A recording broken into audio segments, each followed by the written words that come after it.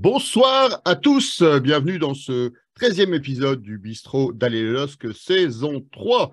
Bienvenue dans cette émission réalisée par des supporters du LOSC pour les supporters du LOSC, réalisée par le site Aller le LOSC et les Dogs du Net. Une émission, un podcast hebdomadaire qui est diffusé chaque mardi soir en direct sur la page Facebook du Bistrot d'Aller le LOSC et sur le groupe Aller le LOSC, donc tout ça sur Facebook, et qui sera proposé en replay à partir de demain sur la chaîne YouTube du Bistrot d'Aller le LOSC. Une émission, un podcast hebdomadaire auquel vous pouvez participer directement. Vous pouvez réagir sur les réseaux sociaux, sur notamment la page Facebook du Bistrot d'Aller le LOSC. Vous réagissez en direct et nous reprendrons ici même les principaux commentaires pour enrichir nos débats. Au sommaire, cette semaine, nous reviendrons sur le dernier match du LOSC. LOSC-Rennes, les Lillois remportent l'épreuve des poteaux. Et ensuite, dans un deuxième temps, nous analyserons le prochain rendez-vous de Lille, le dernier match avant la trêve de la Coupe du Monde, Lille-Angers. Ne pas rater cette occasion. Donc, vous voyez un double hommage au match de week-end dernier. En tout cas, on aura l'occasion d'aller plus dans les détails dans quelques minutes. Pour participer à ce bistrot d'Aller le LOSC, il faut des piliers du bistrot. Eh bien, nous en avons quelques-uns, donc je vais vous les présenter. On va commencer par Christophe et sa belle écharpe. Bonsoir Christophe. Bonsoir François, bonsoir à tous. Je vais essayer de la mettre dans le bon sens. Alors, c'est une historique, elle est un peu âgée, comme moi, mais voilà, elle a le mérite de toujours exister. Nous avons ensuite Gildas qui est de retour au bistrot. Ça faisait quelques semaines qu'il n'était pas venu. Bonsoir Gildas, même si tu n'as pas d'écharpe, mais c'est pas grave. Aujourd'hui, c'était pas obligatoire. Un mug. Il a un mug, c'est parfait. Voilà. Bonsoir François et bonsoir à tous les piliers du bistrot que je retrouve avec beaucoup de plaisir. Il n'a pas branché son micro, mais il va le faire tout de suite. Il est avec nous. Il est aussi, lui, de retour, monsieur Big Data, Baptiste de la page Breaking Dogs. Bonsoir Baptiste. Bonsoir François, bonsoir à tous. Moi aussi, j'arborais l'écharpe qui est jeune comme moi. Nous attendons Lorenzo du compte Twitter Dogs Italia qui devrait arriver d'une minute à l'autre. Il est sur la route, mais la route est longue depuis le sud de l'Italie jusque le nord de la France. Donc il est sur la route, il va nous rejoindre dans quelques instants. Et vous avez un visage que vous connaissez bien si vous faites partie des habitués des tribunes lilloises. Donc, il s'agit de Fabien qui est avec nous et ce qui explique pourquoi nous avons tous des magnifiques écharpes. Donc, moi aussi, j'ai une écharpe de jeune parce que je suis jeune dans ma tête, Baptiste. C'est pour ça, moi, je serai toujours jeune dans ma tête. Donc, on a tous une écharpe. C'est parce qu'on a avec nous, on a le plaisir d'avoir une nouvelle fois, Fabien, la section Lincel qui est avec nous. Bonsoir, Fabien, comment vas-tu? Bonsoir à tous. Moi, ça va bien. C'est mardi, c'est l'heure de l'apéro, l'heure du bistrot. C'est merveilleux. On t'a invité, il y a une raison particulière. Je crois que vous fêtez quelque chose de particulier le week-end prochain, au prochain match du LOSC. Et ouais, on vieillit, nous, on est encore jeunes, on a 23 ans la semaine prochaine. Tu ne les fais pas? Ah, je sais, merci. C'est 23 ans d'alcoolisme, c'est pour ça. Donc la semaine prochaine, 19 novembre, on fête nos 23 ans. Et pour la petite histoire, on était né un jeudi de Beaujolais nouveau. Ça s'invente pas. Ça devait être un signe à l'époque. Les gens, on s'y attendait pas. Mais, donc voilà, donc on fête nos 23 ans la semaine prochaine. On va fêter ça dignement, comme d'habitude. Pour ceux qui nous connaissent, ça sera festif. Alors je crois que vous avez une petite surprise. Vous avez créé quelque chose qui sera proposé chez aussi un ami du bistrot d'Aller le LOSC, dans la brasserie Le Temple, à côté du stade. Alors, vous avez créé votre cuvée, c'est ça, votre cuvée spéciale?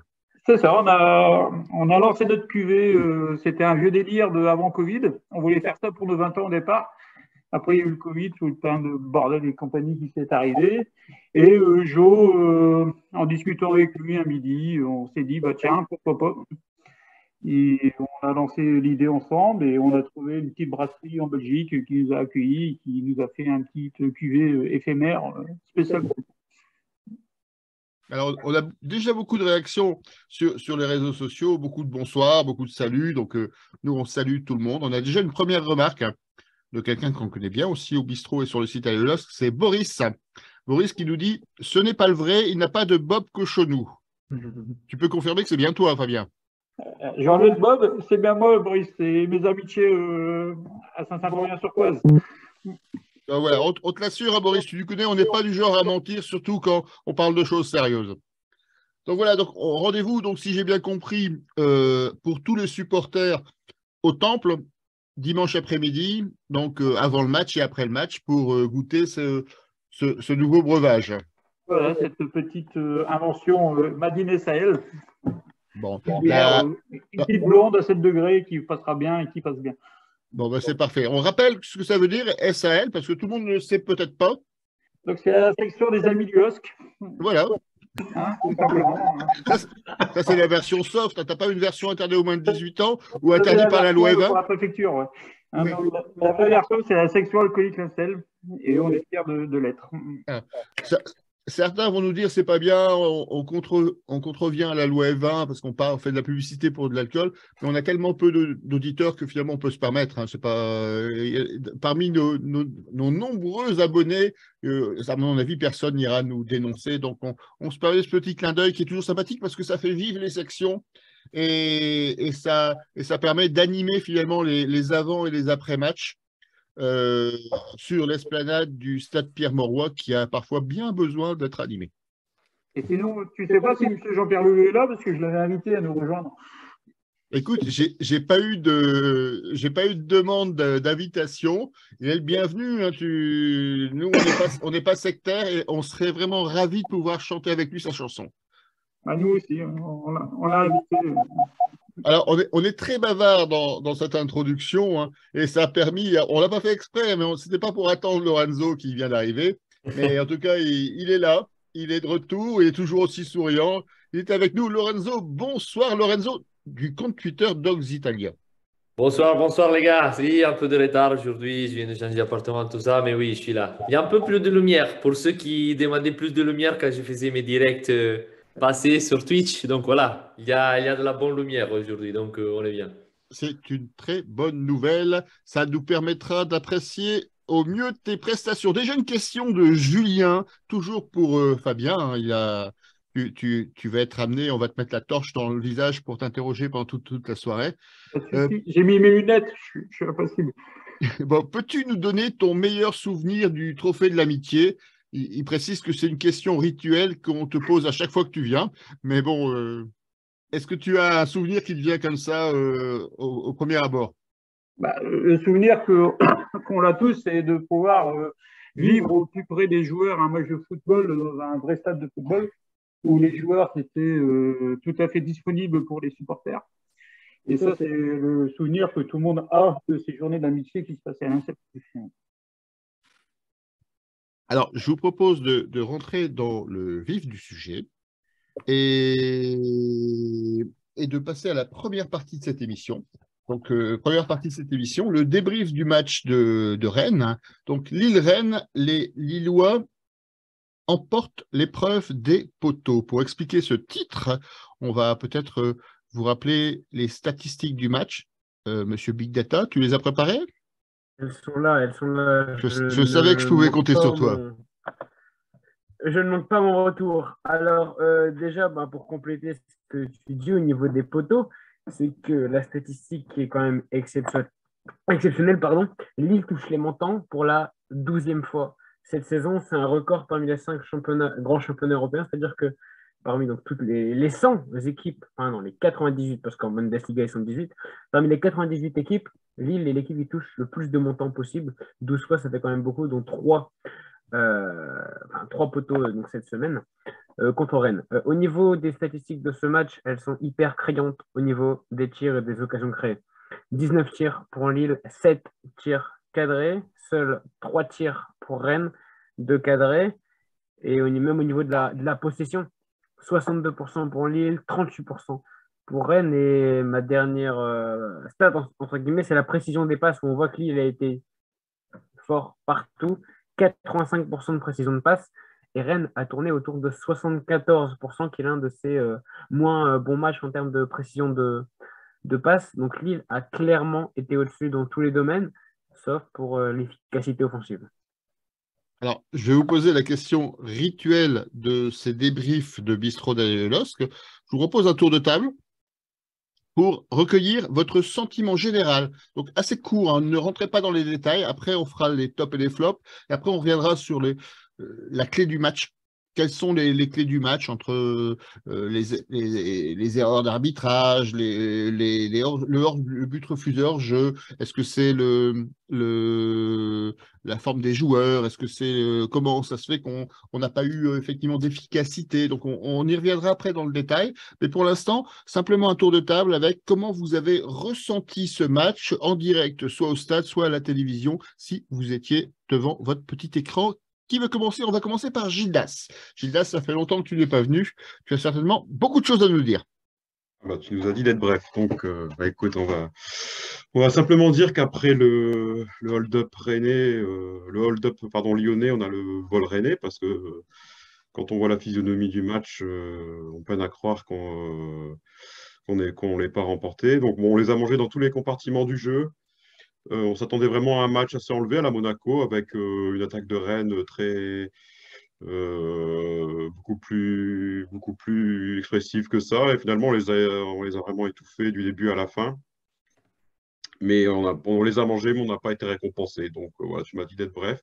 On y reviendra, mais c'est pas la première fois. Et bon, ça fait beaucoup de points laissés en route qu'on risque de pleurer à la fin de saison, quoi. D'accord. Alors, Lorenzo, toi aussi, ça fait longtemps que tu n'es pas venu. Comment tu as vécu ce match finalement? Est-ce que tu n'as pas été un peu déçu par le niveau affiché par Rennes?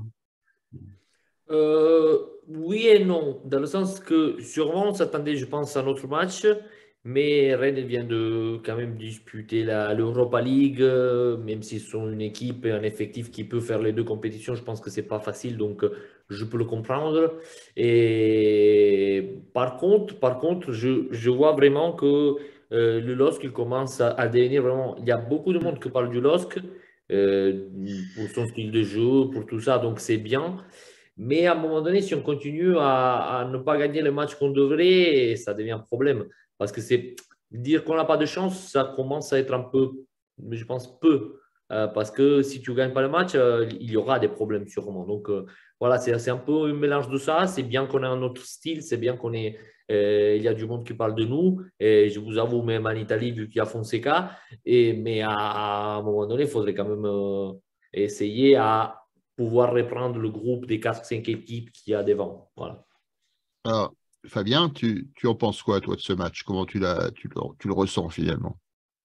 Comment on ressent? C'est difficile de se dire que ça fait 2 matchs qu'on doit gagner et qu'on n'arrive à prendre qu'un point sur les 6 qui nous tenaient les bouts de bras. Après, ce qui était plus frustrant, c'est que l'année passée, on ne jouait pas et on ne gagnait pas. Cette année, on joue, mais on ne gagne pas non plus. Donc, ça commence à être un peu compliqué à gérer ça. C'est frustrant, c'est frustrant. On joue bien, mais on ne gagne pas. Et il faudrait peut-être se dire qu'on était peut-être content l'année passée de gagner sans faire de beaux jeux. On gagnait quelques matchs, mais là, ouais, c'est difficile. On rentre chez nous le soir, on est complètement déboussolé. C'est la fameuse... le paradoxe fameux qu'on évoquait déjà en début de saison entre le Yogo Bonito et le Punto Bonito. Est-ce qu'il faut choisir? Et aujourd'hui, on a du Yogo Bonito, mais c'est vrai que les points n'arrivent pas. C'est un peu paradoxal. On y reviendra tout à l'heure. Alors, il y a déjà beaucoup de questions et de remarques sur les réseaux sociaux. Il y a notamment Georges qui intervient, qui vient de me lancer un t'es cap, t'es pas cap. Donc, je vais être cap. Je suis désolé, je vais lui faire sa remarque. Donc, il évoque les poteaux. Il dit 3 poteaux n'ont pas suffi à venir à bout de Rennes, alors que les Didi, un seul a suffi. C'est pas bien de faire ce genre d'humour au bistrot d'Alain Losc. Je suis pas fier de toi, Georges. Je suis pas fier de toi. Ben, moi, je suis obligé de relater ce qui se fait dans les réactions du public.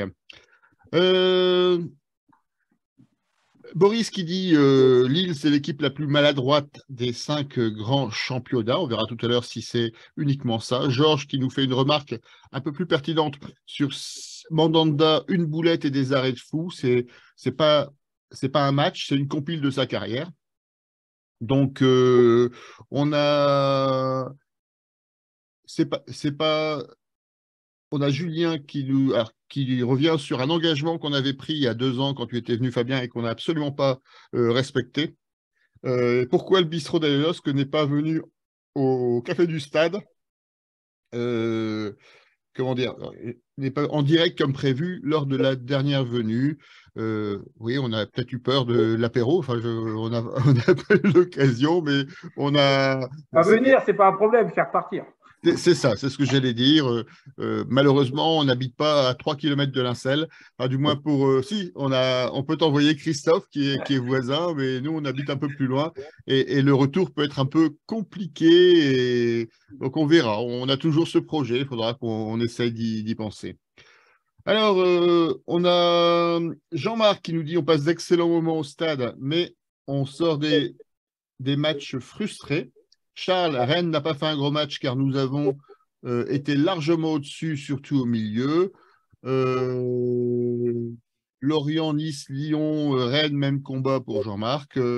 L'an passé pour Boris, on n'avait ni le jeu ni les résultats. Vous êtes très bavard, hein. José qui nous dit les points arriveront quand les poteaux seront rentrants. Soyez patients, ça va venir.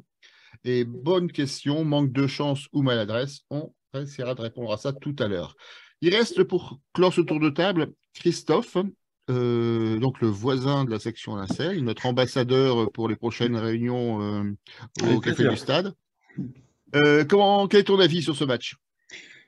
Alors, clairement, je préfère encore voir un match comme on a vu ce week-end plutôt que les purges qu'on voyait avec notre ami René Girard où effectivement on gagnait 1-0. Alors là, on gagne pas, mais effectivement, on voit du foot. Alors après, pour revenir au match de Rennes, on a clairement vu une première mi-temps qui était plutôt vraiment sympa et à la fin, on se dit, bah, finalement, on a joué contre Rennes, on repart avec un match nul. Moi, avant le match, j'aurais signé à la mi-temps. Évidemment que j'espérais mieux. Donc voilà, la frustration, elle est de là. Mais finalement, on fait des matchs comme ça contre Lyon et contre Rennes.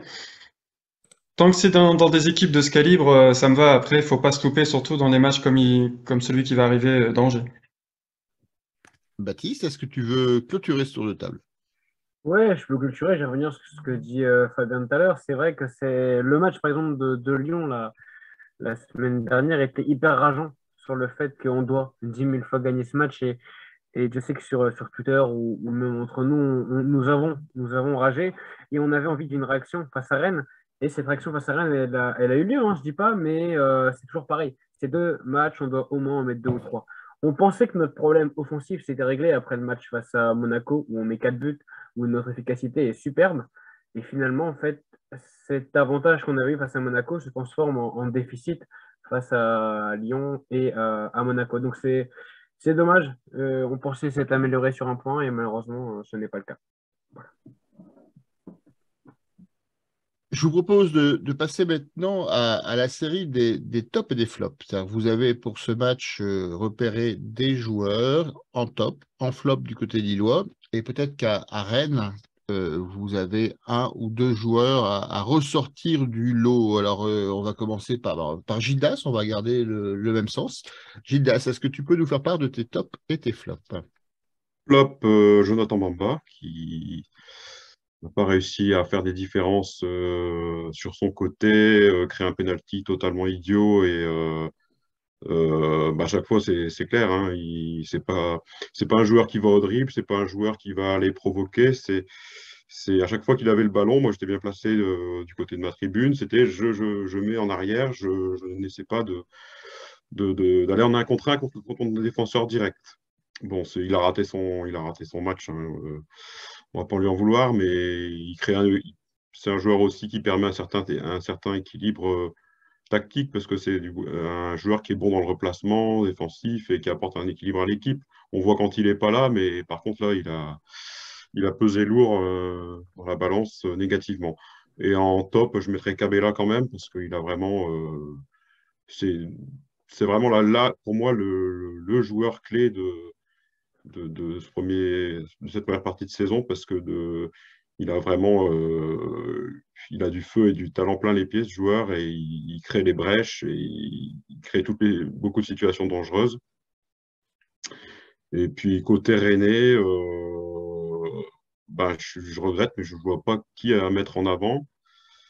Notre ami Bourigeaud, à part pour sa petite provocation, n'a rien fait d'autre que mettre son penalty. Et sincèrement, Mandanda qui est habitué au stade Pierre-Mauroy à faire des matchs absolument incroyables contre nous. Sauf une fois, il a fait, je crois, une erreur l'année du titre, il me semble. Mais à chaque fois, avec Marseille, il était déjà à tout arrêter. Donc, en plus, je mettrais Mandanda. Lorenzo, est-ce que tu partages cette analyse? Est-ce que tu as d'autres joueurs à mettre en avant ou en arrière? Je suis d'accord. Moi aussi, j'aurais mis Cabella, mais je mets Ounas parce que je pense que son entrée, on avait l'impression que c'était dangereux dans le sens qu'on était trop offensif dès qu'il y a la blessure de. Je ne me rappelle pas, mais bon. André Gomez.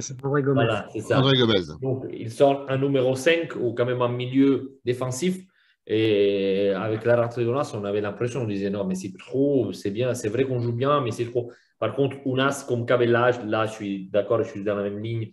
C'est vraiment un des deux joueurs où dès qu'ils ont le ballon, tu sais qu'ils vont faire quelque chose. Donc, franchement, rien à dire. Et je mettrais aussi Fonté, que moi, j'ai critiqué pendant toute l'année. Et j'avoue peut-être que j'étais trop dur pour tout ce qu'il a donné à l'équipe dans ces années.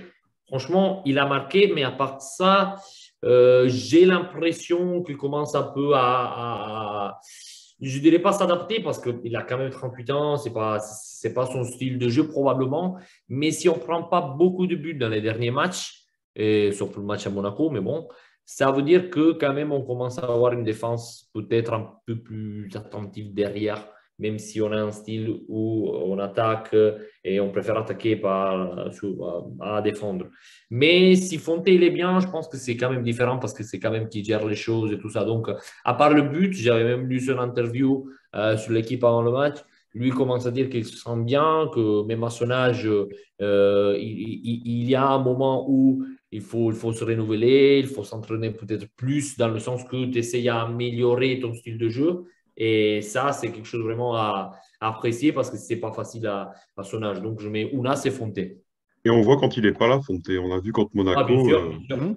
Quand il n'était pas là, Fonte, on a vu ce qui s'est passé avec Alexandro et puis il y a eu la bévue de Diallo, mais on voit surtout quand il n'est pas là, Fonte. Donc, il faut encore le taf. Et puis, par rapport au début de saison, il y a certainement un élément qui permet d'expliquer finalement la sérénité retrouvée de José Fonte, c'est la présence de Chevalier qui, sur certaines actions, joue en tant que libéraux et ça évite à Fonte de devoir revenir trop vite, ce qui n'est pas forcément son atout majeur et ça lui permet de gagner finalement en sérénité parce qu'il sait que derrière, il y a un joueur qui est en capacité de sortir de ses buts et de pouvoir dégager le ballon ou même de reconstruire au pied avec le reste des défenseurs. C'est vrai, mais quand même diminué. Je pense que les défenseurs, ils courent moins par rapport au début d'année et surtout derrière. Et à Fonte, son problème, c'était ça justement. On l'a vu contre le PSG. Dès que tu as Mbappé, par exemple, qui te court derrière, mais pas seulement lui, beaucoup d'attaquants comme ça en Ligue 1, c'était difficile. Donc, dès qu'on a commencé à avoir un équilibre un peu plus, je ne dirais pas défensif parce qu'on n'est pas défensif, mais quand même un peu plus centré sur la défense, un peu plus équilibré avec une ligne à 4 comme ça, ça commence à. Je pense que même pour lui, c'était beaucoup mieux. Fabien, est-ce que tu as un avis différent sur ces tops et ces flops? Un avis différent, peut-être pas, parce qu'on a tous vu le même match, je pense. Et, moi, en flop, je mettrais le public de Pierre-Mauroy, qui, par rapport au dernier match, était absent. Et alors, est-ce que c'était parce que c'était un dimanche à 17h qu'il n'y avait plus personne, que tout le monde sortait de repas de chez grand-mère et que personne n'était motivé à supporter l'équipe. Mais j'ai trouvé que ça avait du mal à s'enflammer, alors pourtant c'est le troisième en face de nous. Et c'était là qu'il fallait que nous aussi on soit présents. Donc quand je dis que le public était absent, je suis dedans parce que je suis en tribune, donc j'étais pas non plus au top. Après en flop, je mettrais Bamba, ça fait 2-3 matchs qui n'apporte plus ce qu'il apportait au début de saison. Après, on sait que c'est un joueur qui a des hauts et des bas, et là, il est plus dans le bas, donc c'est compliqué. Après, en top, je mettrais Gomez, Kabelov. Gomez et Kabelov qui apportent au milieu de terrain quand même pas mal de choses, quoi. Au début de l'année, on était déçus de ne pas avoir Blas, et quand je vois que fait André Gomez quand il n'est pas blessé, et Kabelov, c'est pas mal quand même, quoi. Donc, non, et un petit point sur la défense, oui, comme disait Lorenzo tout à l'heure, c'est vrai que depuis que Chevalier est là, on sent qu'ils sont peut-être même eux un peu plus rassurés derrière. Ils savent qu'il y a quelqu'un qui va être plus présent, qui va boucler les ballons en l'air et qui va jouer au pied un peu plus haut que les autres gardiens, quoi. Voilà ce que je ressens moi sur ce match sur les deux. Après, je ne parle pas de Bourigo, parce qu'il va bien énerver ce soir. C'est donc le joueur que tu as remarqué à Rennes. Bah, ouais, il y a Mandanda. Ouais. Mandanda Alors, aussi. ouais, juste deux commentaires pour Mandanda. C'est le site MaxiFoot qui désignait l'homme du match. C'était le poteau de Mandanda. Voilà, c'était sa sélection. Et pour Bourigeaud, pareil comme vous voulez, moi j'ai toujours, je ne vais pas le comparer à Fernando, vous savez, mais j'ai toujours souvenir des échanges qu'on a eu ici au bistrot d'ailleurs avec Fernando D'Amico, parce qu'on parlait de son premier match avec Le Mans. Et son premier match était à Bollaert, au stade Bollaert. Et on était allé à une quarantaine ou une cinquantaine de supporters du LOSC dans la tribune visiteur pour supporter Fernando. Et à la sortie du match, qu'il avait fait très remarquable, il avait provoqué un carton jaune pour son adversaire. Il avait harcelé tout le monde. Ils avaient fait 0-0. C'était le premier match en Ligue 1 du Mans et ils avaient terminé par un bon résultat à l'époque. Et surtout, toute la tribune de Bollaert a chanté D'Amico est une salope pendant au moins 10 minutes. Et c'était presque un titre de gloire. Donc, je suis toujours réservé quand on insulte comme ça un joueur adverse, surtout un ancien de la maison d'en face, parce que finalement, on lui rend presque hommage, à mon sens. Donc, c'est à manier avec précaution, en tout cas, ce genre de... Il a réussi son coup, hein. On a parlé de lui, hein.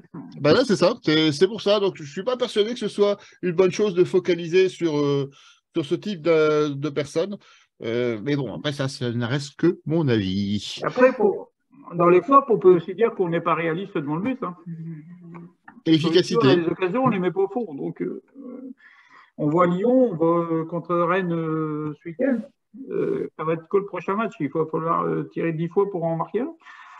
Alors, il y a beaucoup de réactions. Donc, avant de passer la parole à Christophe et à Baptiste, je vais vous en donner quelques-unes. Boris, on ne perd pas, c'est le plus important à condition de bonifier et de les battre chez eux. Charles, notre problème offensif de ces deux matchs, c'est que David est moins décisif et Bamba, offensivement, c'est inoffensif.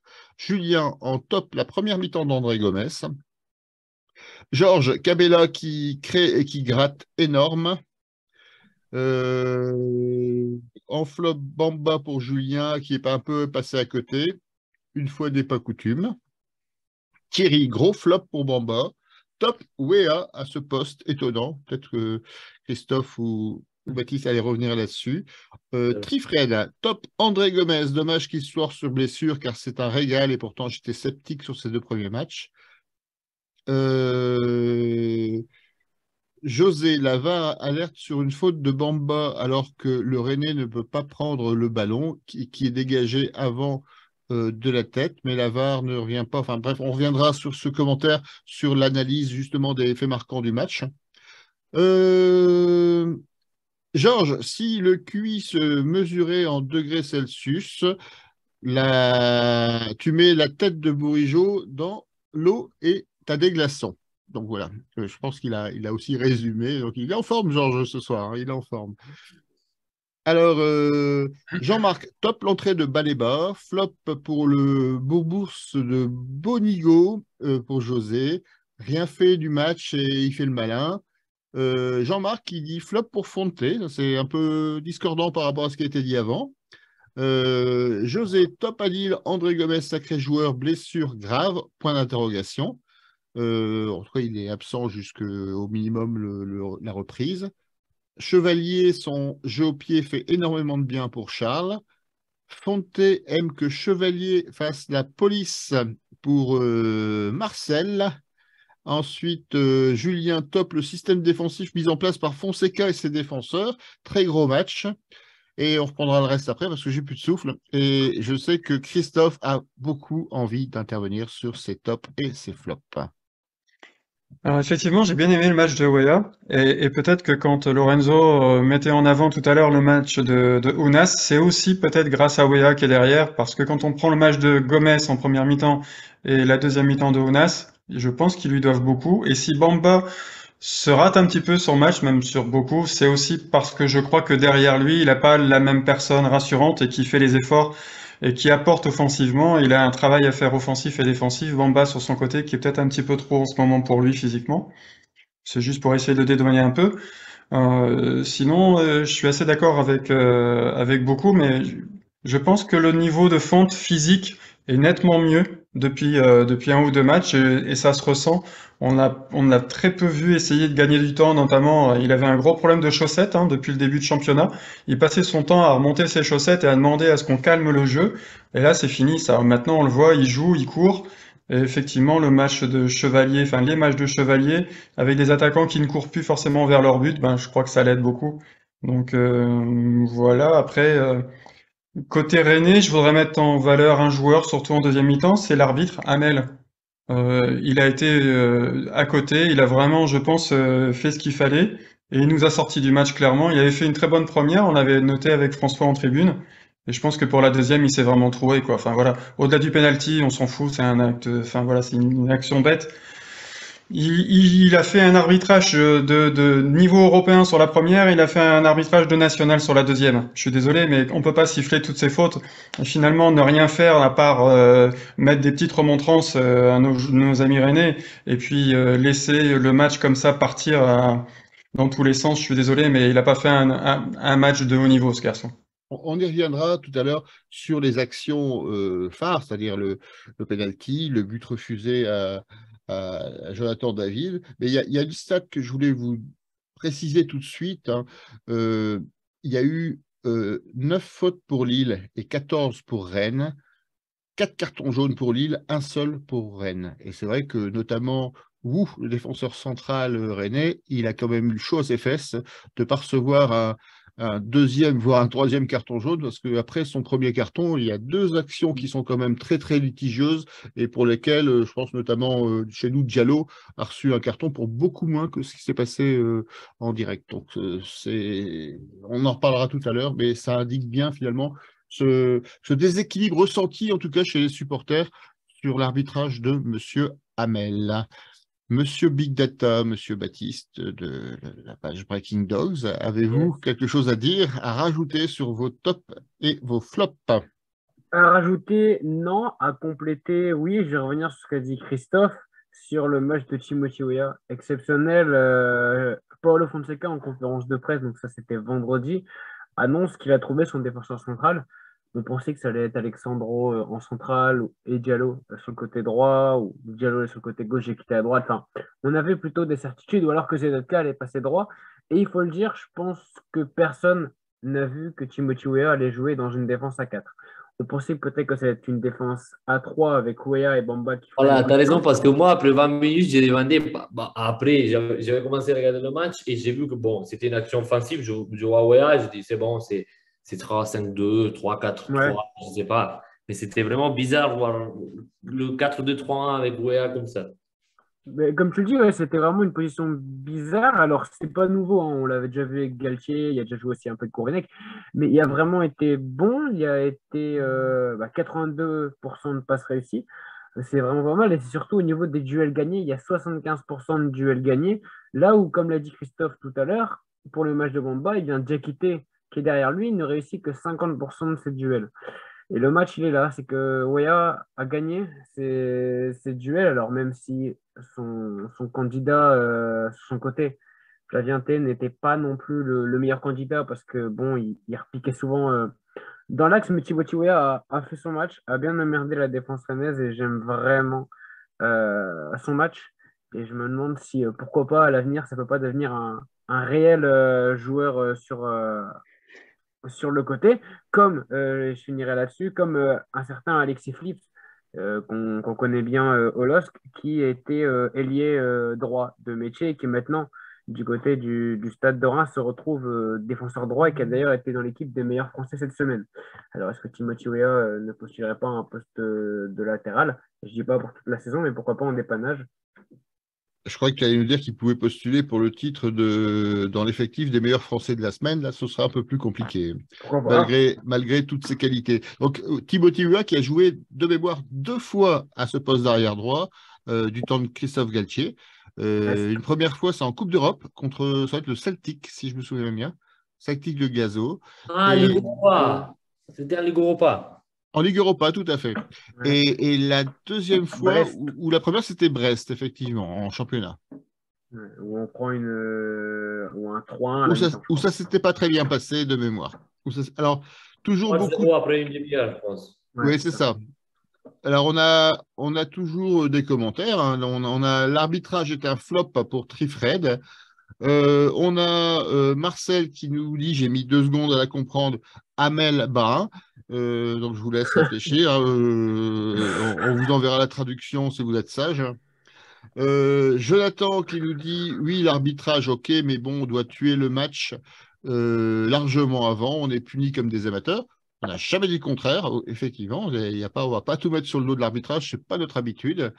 Pas d'accord avec Rico, c'est Trifred. En première, il doit sortir plusieurs cartons au Rennais pour éviter qu'il continue de hacher le jeu. Donc, il parle de ton niveau européen pour l'arbitrage de Monsieur Hamel. Patrice qui nous dit we are masterclass.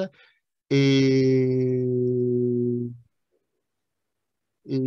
Julien qui a une réaction que je ne comprends pas, donc je ne citerai pas. Alors, je vous propose finalement de terminer ce débrief du match. Il est 21h13 par une question. Comment peut-on expliquer un tel scénario? Alors, je vais vous donner quelques arguments pour étoffer finalement vos avis. Est-ce que c'est lié à de la maladresse? Est-ce que c'est lié à une faiblesse de l'attaque? Finalement, est-ce qu'elle retomberait dans ces travers d'efficacité qu'on avait déjà l'année dernière sous Gourvenec? On rappelle que Jonathan David avait connu une période de disette assez longue. Est-ce qu'on serait dans ce cadre-là? Est-ce que c'est la peur du sang? La peur du sang, c'est-à-dire la pression qu'aurait mis Olivier Létang qui demandait des tueurs dans l'équipe du LOSC. Est-ce que finalement cette pression a joué défavorablement? Est-ce que c'est Mandanda et ses poteaux? Est-ce que c'est la fatalité? Est-ce que c'est le marabout de Paul Pogba qui visait le LOSC après Maignan, en fait, pour permettre à Mandanda d'être sélectionné à la Coupe du Monde? Voilà, toute une série d'idées que je vous mets en avant. À vous de développer. On va recommencer dans le même ordre. Gildas, tu te sens prêt à démarrer ce petit tour de table? Comment tu expliques ce scénario finalement où le LOSC vient s'écraser contre une espèce de mur friable rennais et malgré les multiples coups de boutoir n'arrive pas à concrétiser son avantage? Alors, il y a de la malchance et du manque de réussite, c'est certain, mais on peut noter que ça fait quand même 3 semaines que Jonathan David est un peu dans le dur. Ça fait 3 semaines qu'il, devant le but, il vendange à peu près tout ce qu'il veut. Mais c'est un joueur aussi, il faut noter, il a un jeu très énergivore, il est très très utile dans le jeu. On l'a vu notamment contre Monaco.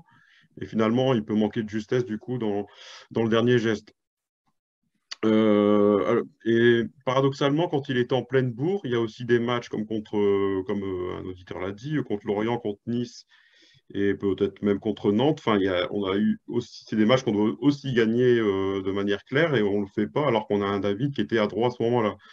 Donc, à un moment donné, moi j'élargis la réflexion, ça ne peut pas être seulement un manque de réussite et de chance quand la situation se répète autant de fois. Quand il y a Lyon, il y a Rennes, il y a Nice, il y a Lorient, il y a plein de matchs où on mange la feuille. Donc, c'est forcément un manque de justesse technique dans le dernier geste, un manque de lucidité, des mauvais choix, un centre mal ajusté. Voilà, donc c'est aussi, c'est pas uniquement les poteaux à Mandanda, c'est aussi on se précipite dans le dernier geste et c'est aussi un manque de l'adresse devant le but, quoi. Donc, pourtant, on fait tout bien, sauf la finition, quoi. Donc, mais c'est vrai que sur ce match contre Rennes, vraiment, là, on pourrait se faire démaraboutiser parce que là, vraiment, on les a vraiment tous cumulés. Et puis en foot, ben voilà, il n'y a pas de. C'est pas comme en boxe où on gagne au point ou au patinage artistique où il y a une note artistique. Si on met pas les buts, on peut être aussi beau qu'on veut. Ça ne marche pas. Et juste une petite remarque aussi, c'est que en fait, c'est du Fonseca, hein, du jeu, mais pas forcément les résultats. J'ai regardé avant de venir, Fonseca à la Roma, c'est 51 victoires, 28 défaites. Donc c'est un entraîneur qui peut-être où il y a un certain déséquilibre peut-être, et puis ben, on se fait punir sur des buts qu'on ne doit pas prendre, et ce qui explique parfois des matchs nuls alors qu'on devrait avoir des victoires. Donc c'est assumé, c'est tout pour le jeu, tout pour l'avant, mais par des fois un défaut, une naïveté parfois tactique et défensive qui fait qu'on se fait prendre sur la seule et unique action de l'adversaire, comme à Lyon, ce coup franc très vite joué, on ne doit jamais prendre le but, quoi. Donc, pas seulement de la malchance, mais aussi de la maladresse, et puis un attaquant de pointe qui, malheureusement, est-ce qu'on est David Do dépendant quand il était en pleine bourre, le problème se posait aussi, donc c'est plus global, et puis ce sera peut-être l'occasion d'un débat, mais pourquoi pas essayer un Bayo, par exemple, qui tire le banc et pour faire souffler David, quoi. Enfin, c'est une question. Très bonne question. Lorenzo, tu en penses quoi? Est-ce que ce problème d'efficacité, finalement, c'est pas aussi un problème de turnover dans l'effectif? Non, je suis d'accord. Je prends une phrase que j'ai écoutée au Chiringuito en Espagne par rapport au changement d'entraîneur qu'ils ont fait à Villarreal, où Emery est parti en Première Ligue et ils ont décidé d'appeler Quique Setién. Je ne sais pas si vous connaissez l'entraîneur, mais il avait entraîné le Betis, il est passé par le Barça vite fait, mais avec pas de gros résultats. Et lui, en fait, il est un des entrepreneurs que, même en conférence de presse, il dit « Moi, j'ai mes idées, je veux jouer comme ça. Le résultat, à un moment donné, ce n'est pas vraiment la chose plus importante pour moi. » Je ne pense pas Fonseca, c'est le même style parce que même à la Roma, il a su changer quand il y avait des problèmes. Mais je suis d'accord avec Gideas parce qu'en fait, à Roma, il est critiqué. La période Fonseca n'est pas bien vue par les supporters de la Roma, pas du tout. Nous, dès qu'on avait annoncé Fonseca à Lille sur notre page de football français en Italie, il y avait des gens qui avaient dit on va voir si maintenant il sait faire le changement parce qu'à la Roma, il ne savait pas le faire, on perdait le match. Donc, voilà, juste pour vous dire un truc. Mais à un moment donné, c'est vrai que tous ces gens qui essayent à faire le foot plus compliqué, je ne sais pas, il faut gagner des matchs, il faut avoir un attaquant qui fait des buts. Voilà. Donc, dès que tu n'as pas un vrai numéro 9, parce que Jonathan David ne sera jamais un vrai numéro 9, même si c'est un attaquant qui marque des buts, même très importants, et qui peut être important pour l'équipe, dès que tu n'as pas un attaquant, tu ne marques pas. C'est comme ça, c'est clair et net. Nous, on a gagné un titre avec l'année de Bourak, qui était un vrai neuf et qui était dans un état de forme incroyable. Et c'est ça. Il faut avoir un attaquant. Et Bayol a coûté 13 millions, mais franchement, à chaque fois que je vois qu'on l'a payé autant, je dis incroyable. Et voilà, il faudrait essayer à le récupérer, bien sûr. Il faudrait essayer à chercher ailleurs, bien sûr. Mais le LOSC, il a toujours bien performé dès qu'on avait un attaquant. On fait quatrième place quand on avait Osimhen, par exemple. Et aux Osimhen, on a 10 points de plus. Hein. Et on pouvait arriver troisième cette année-là. C'était l'arrêt pour le Covid. Donc voilà. Nous, on a bien performé dès qu'on a eu un attaquant. On n'a jamais eu une équipe avec un faux neuf. Ou si on l'a eu, on n'a pas marqué autant pour arriver dans les premières places. Donc, il faut avoir un attaquant qui marque, c'est tout. Pas bien. C'est bien, c'est de passer après Lorenzo, c'est qui dit tout. Tu as bien trouvé quelque chose à rajouter. C'est de la maladresse, c'est de la faiblesse, c'est l'arbitrage, c'est Mandanda et ses poteaux. Comment c'est le marabout de Paul Pogba? Comment tu expliques en fait cette situation? Je pense qu'il y a un peu de tout dans l'histoire. Il y a un peu de tout parce que pour faire autant de poteaux depuis le début de saison, c'est que soit on est maladroit, soit on n'est pas efficace. Et je pense plus qu'aujourd'hui, on est maladroit. il nous manque, comme le réseau dit, un tueur devant et qu'on aurait. À Lyon, on aurait eu Lacazette, on gagne 4-0 avant qu'il ait une occasion. Parce que le gars, une fois qu'il est dans la surface, il met tout au fond. Nous, non, il faut qu'à chaque fois, on touche 25 fois le ballon. Et quand on est dans la zone de vérité, il n'y a plus personne qui sait tirer au but. Fonseca, il a toujours dit qu'il aimait bien gagner 5-3 et que de perdre 1-0. Donc, il veut jouer. Et après, des fois, on a des gardiens en face qui font un peu leur match. Hein. Lyon, on n'en pas. On a des arbitrages qui ne nous aident pas non plus. Hein, parce que bon, j'étais tellement énervé que je n'ai même pas regardé le match en replay mardi soir, dimanche soir. Donc, je n'ai même pas revu la faute. Je ne sais même pas qu'est-ce qu'il fait l'arbitre. Donc, c'est compliqué. Non, comme on disait en début d'émission, c'est frustrant de se dire on va au stade, on voit du beau jeu, mais on n'est pas efficace. Et est-ce que l'année passée, on préférait pas être efficace du tout et gagner, on ne se posait pas de questions, quoi. Au moins, on avait gagné, on se disait ouais, super, on a gagné. Là, on ne gagne pas et on se pose des questions. Donc, je ne sais pas ce qui est mieux dans notre histoire de football en tant que supporter. Après, ça fait partie du football. C'est une période aujourd'hui comme ça qui n'est pas bon. Peut-être qu'au mois de janvier, on va claquer 10 buts par match. Et qu'est-ce qu'on dit aujourd'hui? On dira ah ouais, on était en train de se préparer, on était en train de s'entraîner pour être bon au mois de janvier. J'espère. C'est compliqué. Alors, j'ai oublié de vous préciser quelque chose, c'est que nous avons une place pour le match Lille-Angers à vous faire gagner ce soir, donc une place pour que vous puissiez voir le dernier match avant la trêve Coupe du Monde au stade Pierre-Mauroy Decathlon Arena, et vous pourrez en profiter pour venir goûter l'excellente bière brassée par nos amis de la salle, donc au bar Le Temple. Je le fais bien à la promo. Hein. C'est bien, tu en auras peut-être une gratuite. Bon, donc voilà, une place. Pour ça, vous connaissez le principe. Une question très difficile, c'est la règle au bistrot d'Alelosk, et une réponse, la première réponse qui arrive sur les commentaires de la page Facebook du bistrot d'Alelosk remporte la place. Bien sûr, c'est une place en tribune active, donc il faut être supporter du LOSC, mais je pense que ce soir, sur les commentaires de la page Facebook, nous n'avons que des supporters du LOSC, il faut être aussi disponible pour pouvoir venir, donc une place en tribune active pour assister au match avec les piliers du bistrot. Moi, je vais rajouter quelque chose. Et on offre une bière à celui qui gagne ce soir. Voilà, bah écoute, c'est une très bonne chose. Donc, une place arrosée, c'est un nouveau concept au bistrot d'Alelosk, la place arrosée, pour la personne qui répondra en premier à la question. On a donné la réponse en début d'émission. Combien de fois, depuis le début de la saison, le LOSC a touché le poteau en championnat de Ligue 1? On l'a dit tout à l'heure, si vous avez été attentif, vous saurez répondre facilement à cette question. C'est parti, allez-y. Est-ce qu'on a le droit de jouer, nous? Non, bien sûr. Bah, par contre, on aura le droit d'aller boire une bière. Ça, c'est pas un souci. Voilà.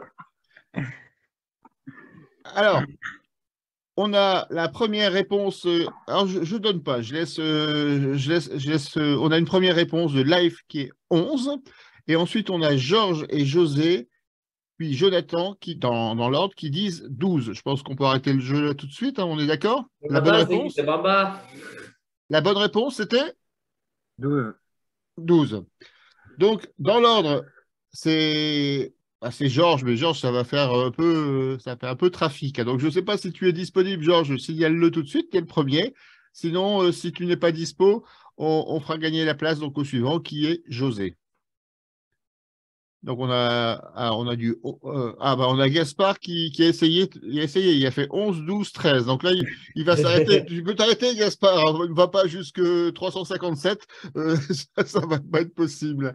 Donc, je propose de continuer maintenant. Donc, on va régler les problèmes avec les gagnants donc à ce magnifique jeu que toute la presse et les médias nous envient, en passant finalement la parole à Christophe. Christophe, comment tu analyses finalement ce scénario du match? Qu'est-ce que tu penses qu'il faut mettre en avant? Est-ce que c'est un ensemble de tout? Comment Comment tu le juges? Moi, les matchs de Lyon et celui de ce week-end, match de Rennes, je les vois pas tout à fait de la même façon. Alors, on peut vraiment être frustré sur les deux, c'est le point commun. Par contre, je pense que clairement, la sortie de André Gomez à la fin de la première mi-temps nous crée un déséquilibre, notamment au milieu de terrain, et avec les changements qu'il a dû faire, notamment l'entrée de Ounas et puis le changement de poste de Gomez, ça a un peu déséquilibré le milieu de terrain. Et du coup, on a eu des sorties de balles qui étaient un petit peu moins bien. Et voilà, le contrôle du milieu de terrain, on l'a un petit peu perdu du coup en deuxième. Et on l'a vu, les Rennais sont sortis plus facilement, on contrôlait beaucoup plus le ballon. Alors c'est vrai qu'on a des occasions, on a des poteaux. Mais au final, la deuxième mi-temps, on la maîtrise pas tant que ça, dans le jeu en tout cas. Après, je vous trouve un petit peu dur sur David. Alors forcément, il marque pas, donc il est là pour ça, effectivement. Sauf que, contrairement, je suis pas tout à fait d'accord avec Fabien. Tu mets Lacazette à Lille, Lacazette, il en met pas quatre, parce que Lacazette, il fera jamais le travail que nous fait Jonathan David ou que faisait Osimhen. C'est vraiment un jeu spécifique avec des sorties de ballon qui sont faites déjà dans notre surface de réparation avec Chevalier et les relances de défense, avec un contrôle du jeu, une aspiration de toute l'équipe adverse. Et il y a tellement de courses à faire, de déplacements, que je crois que... Alors, il y a peut-être 10 ans, Lacazette les faisait, là, il peut plus les faire, le pauvre, le malheureux. Donc, effectivement, il marque sur son ultime action, et la seule quasiment qui s'est créée contre nous. Et il a mis au fond, effectivement, parce qu'il est adroit, mais c'est un but à la limite que même nous, on aurait pu faire, et même à 2 grammes. Alors que les courses de Jonathan David, les courses de Bamba, les courses croisées qu'ils font, il y en a pas beaucoup qui sont capables de le faire. Et là, je pense qu'on perd beaucoup en lucidité. Et voilà, mais ça, c'est le jeu qui est mis en place, et c'est moi, un jeu que j'aime bien. Alors, effectivement, on sort parfois déçu, mais je pense que Jonathan David, dans n'importe quelle équipe, tu le mets à Lyon, il a 5, 6, 7, 8 buts de plus, je pense vraiment. Et le jeu lillois est vraiment très très dur, je pense, physiquement. Ah, mais quand je parlais de Lacazette, je disais que je parlais plus de son instinct de buteur. Oui, bien sûr, oui, oui. Une fois qu'il est dans la surface, il te les met tous au fond, lui. Sauf que l'instinct de buteur, à mon avis, quand tu commences à suffoquer, tu vois, tu le perds un petit peu. La lucidité, elle vient aussi de là, c'est que quand tu fais 10, 12 courses à fond de balle et que tu fais que des courses croisées, c'est parfois difficile de la mettre au fond, forcément. Donc, c'est dans ce sens-là, je voulais dire.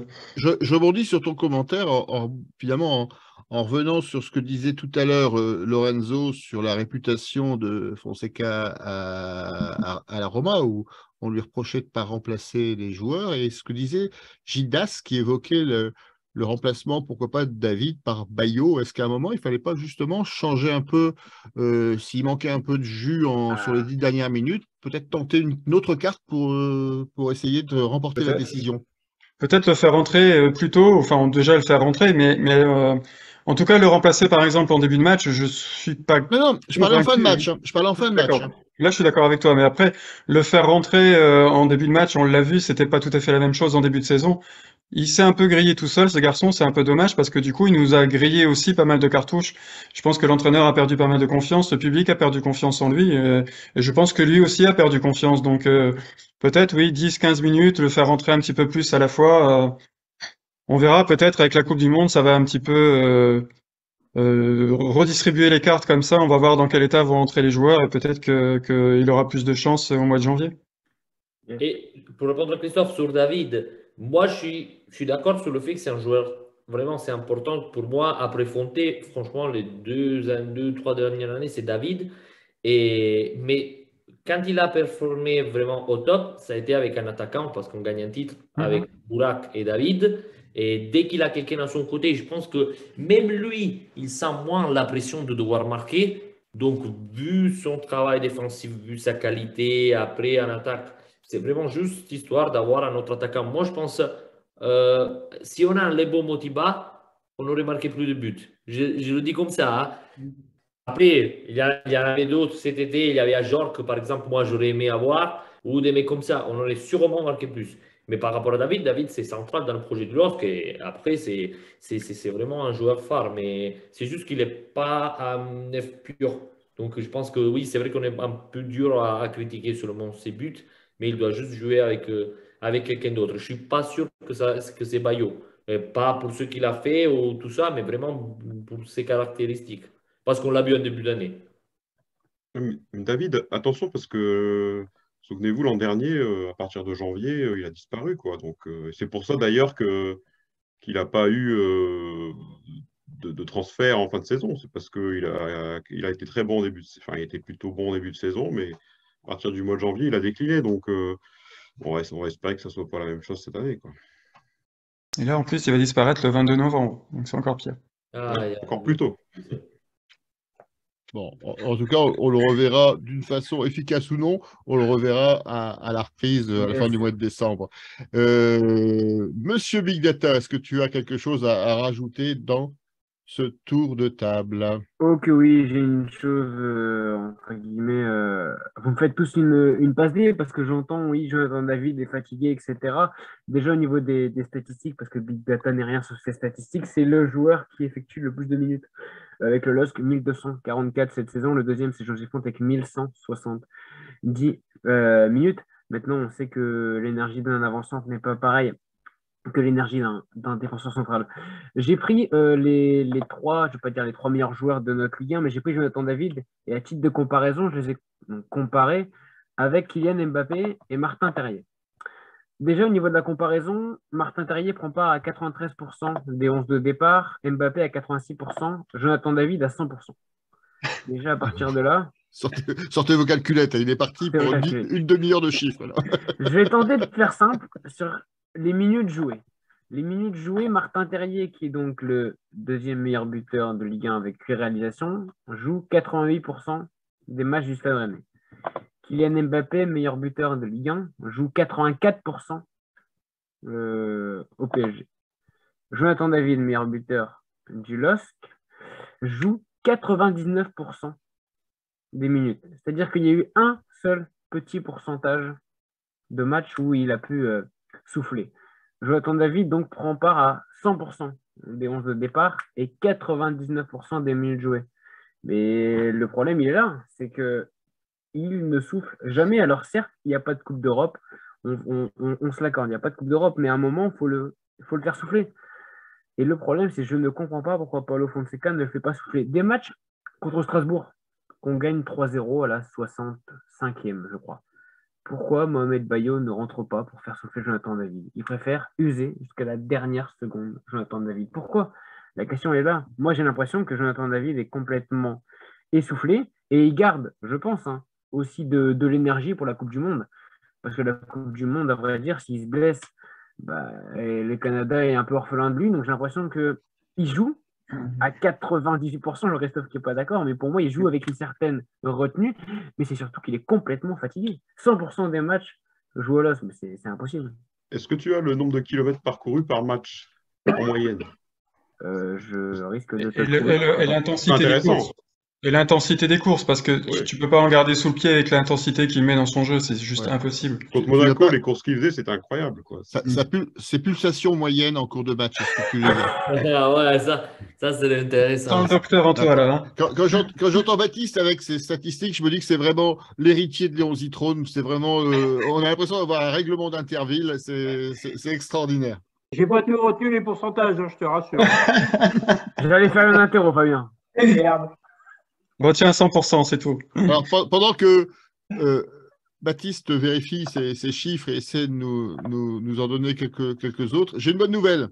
C'est que j'ai une deuxième place à faire gagner pour le match Lille-Angers, toujours en tribune active. Alors, on ne va pas reposer une question, d'abord parce que j'en ai pas. Mes stats. Pardon? Je les veux toutes. Je veux toutes mes stats là que je viens de donner. Voilà. Est-ce que la question, c'est est-ce que vous pouvez répéter toutes les stats qu'a donné Baptiste? Non, je vous rassure, ce sera beaucoup plus simple. On avait donc Georges chez Désisté pour la place, pas pour la bière, hein, Fabien, donc on verra une autre fois. Et donc le suivant, c'est José David, qui est peut-être d'ailleurs le cousin, comme il dit, de Jonathan. Hein. Donc, José, est-ce que tu es disponible? Donc dans ce cas-là, tu as la première place. Et donc le deuxième serait Jonathan, qui est le troisième à avoir donné la bonne réponse. Donc Jonathan, une réaction sur le chat. Si vous êtes dispo, vous me faites un pouce en l'air. Si vous ne l'êtes pas, vous me dites simplement je laisse ma place. Baptiste, tu voulais rajouter quelque chose? Je ne trouve pas la statistique que me demande Gildas, ça m'énerve. Je vais les trouver. L'attaquant de Lille, il parcourt en moyenne 11,2 km par match, dont 1,35 km à haute intensité. Elle réalise en moyenne 21,8 sprints par match. c'est le seul joueur de Ligue 1 à figurer dans le top 10 de ces 3 catégories. Et voilà. Tu peux pas être sur la retenue quand tu fais des chiffres pareils. C'est sûr que c'est pas un attaquant à la Inzaghi ou à la Trezeguet, quoi. Non, mais en plus, Fixation. il va prendre le ballon très loin des fois parce que des fois, il y a des lances mais vraiment qui sont de l'autre côté et tu trouves Jonathan David qui est le premier arrivé. Mais après, c'est fatigant comme ça, donc bien sûr. Alors, Jonathan qui confirme va dans notre sens. Lacazette n'a pas le rendement collectif de David. Trifred qui est déjà au pronostic, donc on y reviendra tout à l'heure, je le garde pour tout à l'heure. Donc José qui confirme, arrêtez de critiquer mon cousin, quand il partira, on sera triste. Comme dirait le philosophe Franck Ribéry pour Life, la roue tourne finira toujours par tourner. Georges qui répond à Christophe, non, il ne se passera rien à partir du 22 novembre. Ah oui, c'est vrai. C'est vrai que n'oublions pas qu'on a quelques piliers du bistrot qui sont partisans du boycott de cette Coupe du Monde. Georges a une excellente statistique également que tu n'as pas, Baptiste. Hein. C'est 100% des buts marqués par David l'ont été alors qu'il était sur le terrain. Et ouais, c'est vrai. Je te défie de dire le contraire. Hein. Donc, on a Jonathan qui laisse la place à Gaspard. Il était tellement motivé de la gagner. Donc, voilà. Donc, on a pour l'instant José. Donc, José est dispo. Jonathan ne l'est pas. Donc, c'est Gaspard qui prend la suite. Donc, Gaspard, si tu nous entends.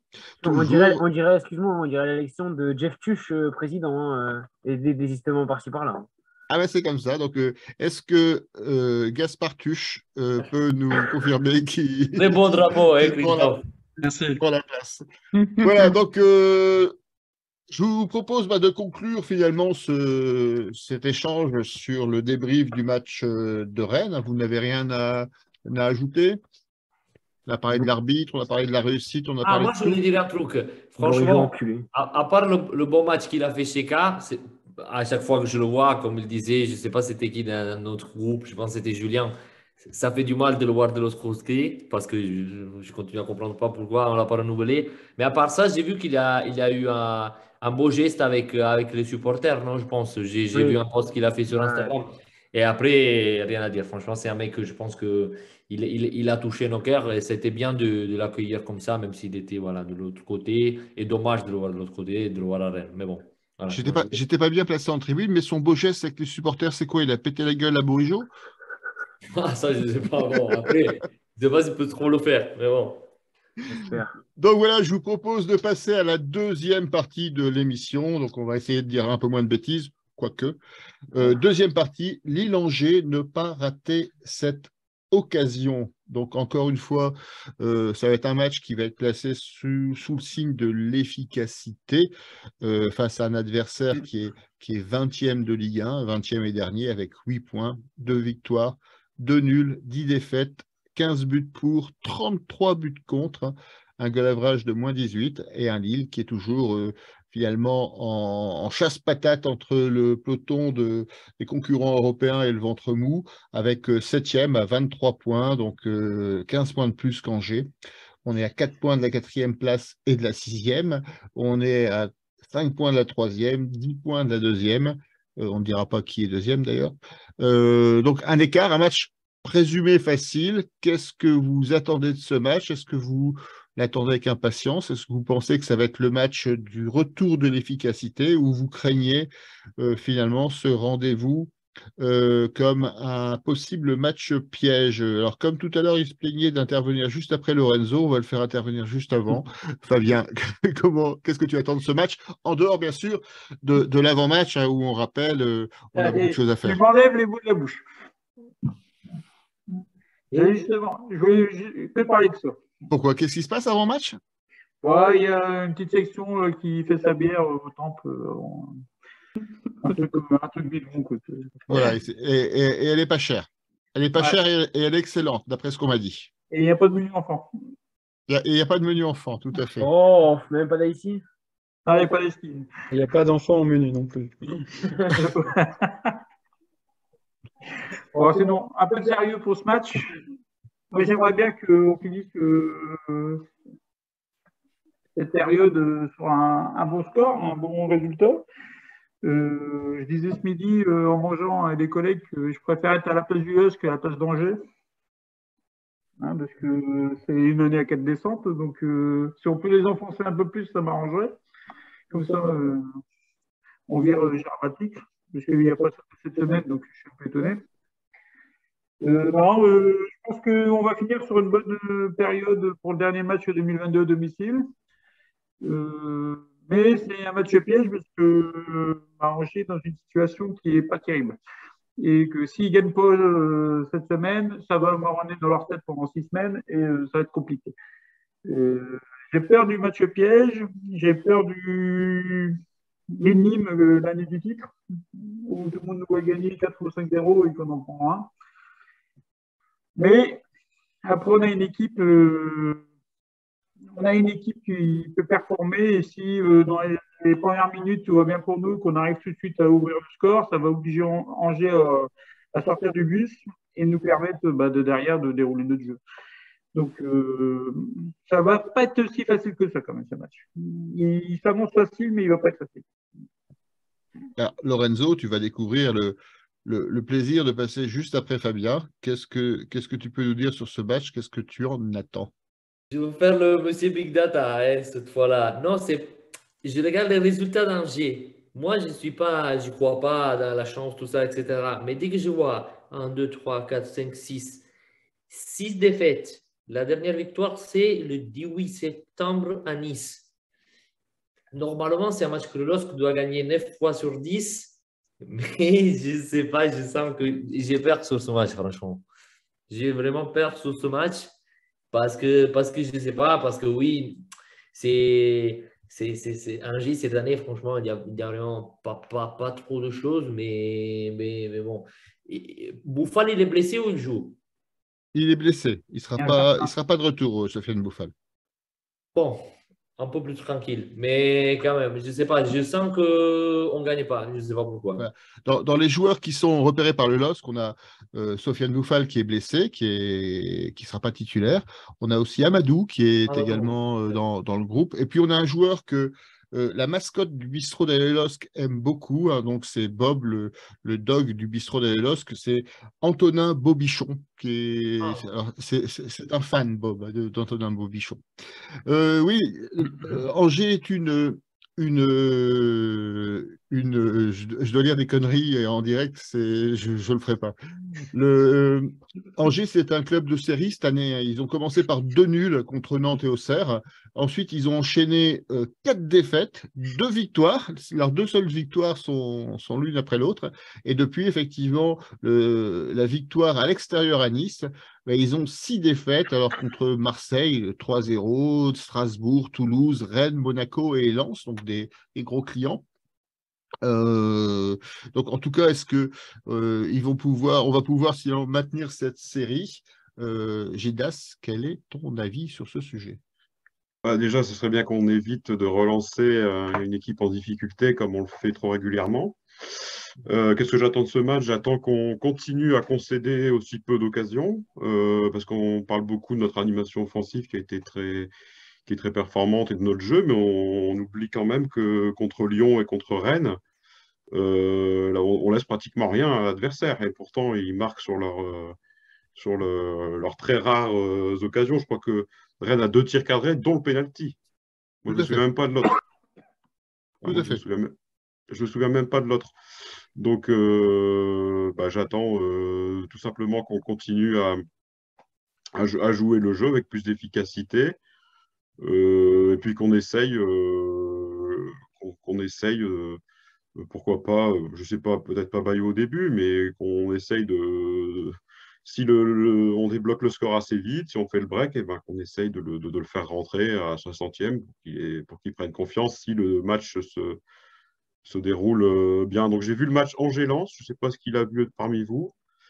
Angers, ils font pas 3 passes de suite, hein, c'est catastrophique. Ils ont marqué sur corner. Les 2 seules fois où il y a eu une mini-occasion, c'était sur coup de pied arrêté. Mais sinon, dans le jeu, c'est dramatique, hein, Angers. Donc, si on ne gagne pas ce match-là, ce serait vraiment catastrophique parce que là, on lancerait une série de... On serait plus que dans le doute et on pourrait enclencher une série vraiment négative après le mondial. Bon, c'est un peu l'avis de tout le monde sur les réseaux sociaux, hein. Jonathan qui dit on n'a pas le droit de... Lille a interdiction de perdre contre Angers. Live qui nous dit Angers va mettre le bus, il faudra marquer vite et enchaîner pour se rendre facile le match. Georges, ce week-end, Angers a perdu contre un club amateur, défaite interdite. Julien qui sera des nôtres dimanche, donc Julien il est dans Ça pour boire Paris. de la bière. Tout ça parce qu'il y a de la bière. Donc en fait, on va être nombreux du bistrot devant le temple. Et Leif qui lui demande s'il vient au temple, c'est comme si on demandait à un aveugle s'il voulait voir, hein. Donc c'est pas la peine. Capenoul qui nous dit Fabien, il est très beau ton escalier. Merci. Voilà. Tu as de la chance parce que la dernière fois qu'on a fait une remarque sur l'arrière-plan d'un de nos invités, c'était avec notre ami supporter lensois où il y avait une banderole derrière où il était marqué c'était quoi? C'était on fout grand-mère, un truc comme ça. Ouais. Donc voilà, donc là c'est un peu plus soft. On va rentrer. Verny serait plus beau. Donc là, on rentre dans. C'est Valérie Damido, donc il va intervenir. On va te faire Et un je veux relooking bien, de ta maison, hein, Fabien. C'est pas. Il y a de la bière chez toi? J'ai 3 frigos pleins. C'est bon, on va pouvoir faire un relooking, hein. Vous savez, donc il y a un enjeu, hein. Donnez vos idées pour l'intérieur de Fabien. Enfin, je parle de l'intérieur de sa maison, hein, bien sûr. Ouais. On a les.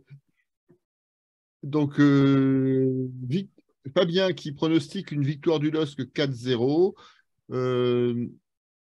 Pour la... Oh là là, je ne vais pas la comprendre celle-là. Pour la Coupe de France, Angers a tiré un club de l'Odomarois, la ville de Lic. Je ne l'ai pas perçu, donc je vous laisse réfléchir. Si vous avez, si vous avez le réflexe, je suis preneur. Si on perd, dira-t-on que la chabane est tombée sur le chien? Voilà, j'ai du mal avec les blagues, moi, ce soir, hein. C'est le président. Ouais, le président, ouais. Ça, je le sais. Ah, voilà, c'est parce que j'ai pas de culture football, en fait. C'est pour ça. C'est celui qui doit vendre. Trifred 4-0, défaite de trop pour Baticle. Donc, je comprends bien, Baticle, c'est celui qui serait viré par Chaban s'il y a une défaite 4-0, si j'ai bien compris. À son tour, on nous a signalé dans les commentaires qu'il y avait Laurent Perlade, qu'on aime bien au LOSC, qui s'est fait virer de Rodez. Donc, c'est la nouvelle du soir. Donc, on regrette pour lui, parce qu'on l'aime bien. Il faisait du beau boulot, même si c'est un peu compliqué à Rodez. Alors, Capenoul qui dit ça bug, l'image est figée, voilà ce que c'est que d'habiter dans la brousse. Je pense qu'il parlait de lui, mais en tout cas, moi je ne vois pas de problème technique et je touche du singe. Voilà, donc j'en étais dans mon tour de table à Christophe, si je ne dis pas de bêtises. Christophe, est-ce que tu peux nous faire part de tes attentes sur ce match? Comment tu le vois? Qu'est-ce que tu crains? Qu'est-ce que tu as envie de nous dire là-dessus? Oh là là, j'ai l'explication de la blague de Georges, c'était angélique. Voilà, c'est tout. J'étais pas du tout dessus. Christophe, après Mais moi, je crains surtout pour le poste d'entraîneur, comme disait Fabien, hein. Je pense que Baticle, malheureusement, va entraîner son équipe pour la dernière fois. Et je suis pas trop inquiet. On a l'habitude de faire ce qu'il faut avec les petites équipes. On l'a vu à Ajaccio, on l'a vu dans le derby, et on va le voir là contre Angers. Je pense que on a moyen de faire quelque chose. Je les vois pas essayer de jouer, vraiment essayer de prendre un point, ce sera déjà pas mal pour eux, je pense. Vu tout ce qui peut se faire et se dire sur Lille, on a quand même les moyens de gagner contre l'équipe d'Angers, surtout sans Bouffal. Sans Bouffal, si vous regardez les derniers matchs d'Angers, quand il est pas là, c'est vraiment une catastrophe. Contrairement à des équipes comme Ajaccio, que j'ai cité juste avant, où on sent qu'il y a quelque chose qui se passe dans cette équipe, notamment avec le joueur qu'ils ont récupéré, l'Algérien dont j'ai oublié le nom là, qui est quand même talentueux. À part Bouffal, il y a rien à Angers. Si Bentaleb peut-être au milieu de terrain, si je me trompe pas. Ouais, Voilà, c'est à peu près tout. Donc, je serais incapable d'en citer un deuxième, voire un troisième. Donc, voilà. Sincèrement, je suis pas trop inquiet. Et toi, Baptiste, est-ce que tu es inquiet pour ce match? Inquiet, il y a toujours ce facteur X qui est la Coupe du Monde. Je vais encore revenir dessus. Mais c'est vrai que voilà, quand les joueurs vont apprendre leur sélection, c'est vrai que ça va toujours être compliqué de jouer à 100% un match qui, si jamais celui-ci se passe mal, peut briser leur rêve de disputer une Coupe du Monde. Pour parler plus sincèrement du match d'Angers, Angers, c'est vrai que c'est une équipe vachement jeune. Quand je regardais le plus vieux joueur, et ça va faire mal, c'est Ibrahim Amadou, qui a 29 ans. Dans cette équipe qui joue en tant que titulaire, il a 29 ans. Le reste, voilà, ça tourne autour de 22 ans au niveau du gardien, 22 ans pour le milieu défensif. Enfin, il y a vraiment une équipe très très jeune et c'est ce qui avait pêché quand Marcelo Bielsa est arrivé et qu'il avait viré tous les vieux. Beaucoup de, alors pas de vieux, mais de gens expérimentés. Angers, cette saison, a vendu beaucoup, ou a laissé partir plutôt beaucoup de joueurs d'expérience comme Thomas Mangani, par exemple, pour ne pas le citer. Et c'est vrai que maintenant, il se retrouve avec une équipe vachement jeune et qui, au vu de son non-expérience, a du mal en Ligue 1. Donc c'est vrai que ça explique leur résultat malheureux et cette 20e place. Maintenant, est-ce que ça va être un match facile pour Lille? Je ne pense pas. Maintenant, j'espère que la victoire sera belle ce dimanche pour la dernière. Il est 21h52.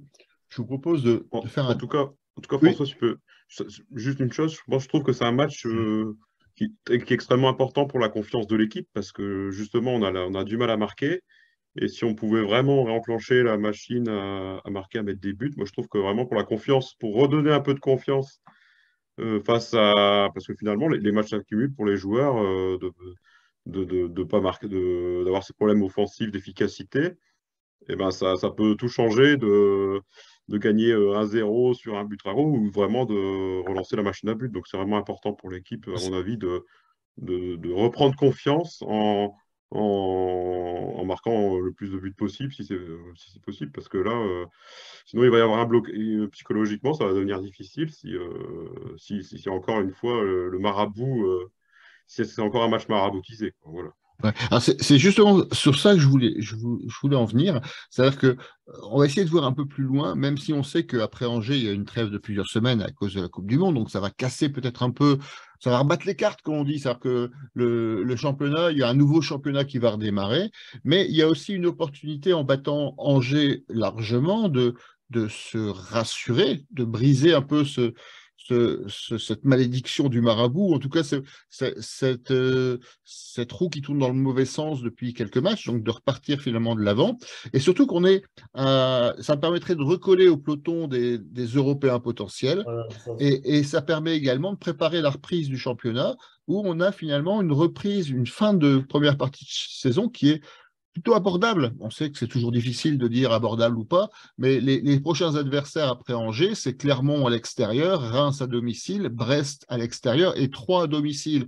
Donc c'est 5 matchs où, si on veut vraiment s'affirmer comme un match européen, il faut finalement avoir presque 15 points. Il faut viser 15 points et pour pouvoir vraiment se repositionner en tant que candidat à l'Europe. Alors, qu'est-ce que vous attendez finalement de cette série? Est-ce que la trêve ne va pas arriver trop tôt par rapport à cette série de 5 matchs abordables? Tu veux continuer, Gildas, par rapport à ce que tu disais? Oui, bah, c'est ce que je disais, c'est-à-dire que faut vraiment, ça aurait été l'occasion. La trêve, elle est vraiment embêtante parce qu'elle arrive à un mauvais moment où on aurait pu vraiment enchaîner et engranger les points, les buts et la confiance.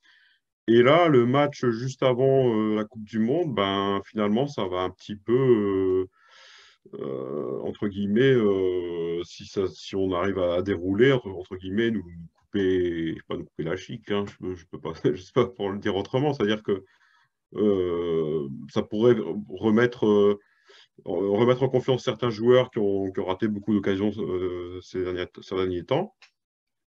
Et puis là, ben, si ça se passe bien, on peut faire le plein de points, alors que sur Lyon et Rennes, ben, on les reverra plus ces points-là. C'est 1 sur 6, mais ça aurait dû faire 6 sur 6. Donc là, pour moi, on n'a plus le choix. On doit faire le plein sur les 4-5 prochains matchs. Il faut gagner tous les matchs.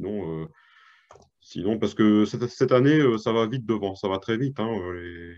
Les autres clubs prennent beaucoup de points, parfois de manière plus ou moins méritée. Nous, on ne les prend pas alors qu'on les mérite. Donc, il y a urgence de points et urgence de refaire un capital confiance pour les attaquants. Donc, confiance et punto bonito. Fabien, tu veux rajouter quelque chose sur cette série de matchs qui s'annonce? brisé finalement par cette trêve, La fin du premier de la Coupe du Monde. championnat. Je pense qu'il faut bien finir ce premier championnat de l'année. Hein. Avec cette trêve à la reprise, ce sera un autre championnat qui va redémarrer pour toutes les équipes. Que tout le monde va pouvoir se retravailler un peu sa tactique, ses techniques et compagnie. Donc, il faut prendre les points maintenant parce que ça fait 3 matchs qu'on ne les prend pas et que, bah, comme disait Gildas, les autres devant, ils partent. Et derrière, ça nous rejoint. Donc, si on veut être tranquille, il faut gagner. Lorenzo, tu es de cet avis? En fait, je ne me rappelle pas si c'était avant le derby ou après, quand je disais à partir de ce match-là, avant la trêve, on va découvrir un peu c'est quoi notre championnat. Je pense que c'était avant le derby.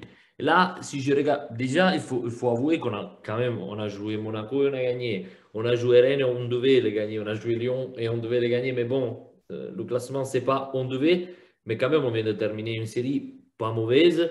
Et on est là, moi je regarde le classement, c'est vrai qu'il y a un peu ces 3-4 points, mais après, est-ce que Lorient va tenir? Je ne sais pas, c'est vrai qu'on a Lyon derrière, mais là, il faut arriver à la trêve en disant qu'on va quand même essayer pour l'Europe. Un truc l'année dernière, c'était juste le penser parce qu'on était champion et donc il fallait prouver quelque chose, mais c'était impossible parce qu'à chaque fois ça se voyait.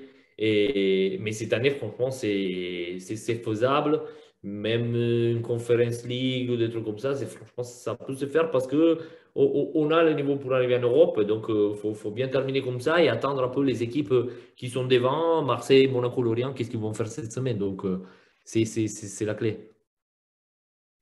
Christophe, est-ce que tu veux rajouter quelque chose sur cette fin de premier championnat finalement et déjà en anticipant sur le démarrage du second avec un nouveau contexte, retour des blessés, mercato éventuellement qui peut aussi permettre de pallier les quelques défauts qu'on a pu repérer dans l'équipe?